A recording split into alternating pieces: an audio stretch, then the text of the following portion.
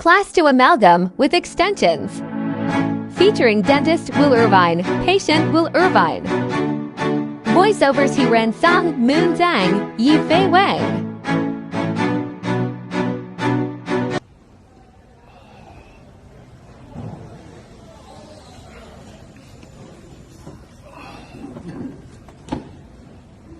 Hello. What seems to be the problem today? Gosh golly gee, Doc. My tooth hurts. Oh, I'm sorry to hear that. Before I take a look, I have some questions to ask you. How often are you brushing? Oh, I never brush. Who has time for brushing? How often do you floss? Floss? What's that? Are you eating many sugary foods? I only eat sugary foods. Do you use mouthwash or any other fluoride products? Fluoride? I heard that stuff was deadly. Okay, let me have a look.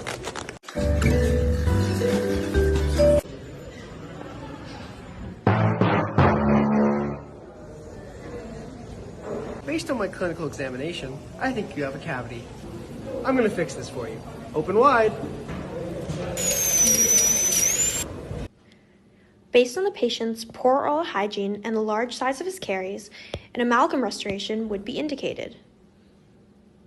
So to prep a conservative class 2 amalgam, the outline of the preparation should be that it has a buccal lingual width that is about a quarter of the intercuspal distance, which should be around 1.5 millimeter.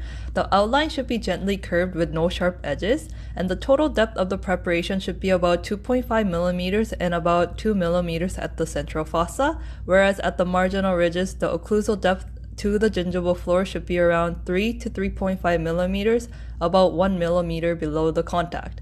At the mesial or distal marginal ridge, the gingival seed width should be around 1.5 millimeters from the axial wall and parallel to the occlusal surface. And as with a class 1 preparation, the buccal and lingual wall should be convergent, whereas the mesial and distal walls are divergent. It should be ensured that all caries decalcified and undermined enamel is included in the prep. In addition, the pulpal floor should be flat, smooth, and parallel to the occlusal plane. If deeper carious lesions are present, the carious spots can be prepared as subfloors, and when working on the distal or mesial marginal ridges, make sure to protect the adjacent teeth with the matrix held in place with a wooden wedge. And although these are ideal outline form, clinically the outline form should follow the extent of the caries. Resistance form is another important aspect that we need to keep in mind when preparing a conservative Class 2 preparation. To do this, we must perform enamel marginal trimming on cavo-surface angle and gingival wall to remove any undermined enamel. The cavo-surface angle should be 90 degrees to provide sufficient bulk for amalgam. A Hollenbach's reverse curve should be placed on the buccal side. This is to prevent stress concentration at the isthmus area and to optimize amalgam strength, allowing for a 90 degrees angle while clearing adjacent tooth at the limit of the buccal embrasure. This helps to preserve tooth structure. We must also have rounded internal angles and retention grooves for tensile strength on the isthmus regions. These grooves will be placed along the axiobuccal and axiolingual line angles, extended to at least the axiopulpal angle or slightly higher, but never to the DEJ.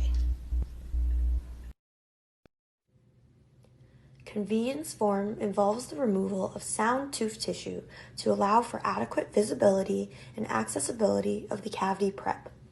For example, the axial wall should be slightly expulsive towards the occlusal surface, allowing for easier caries removal and condensation of the amalgam.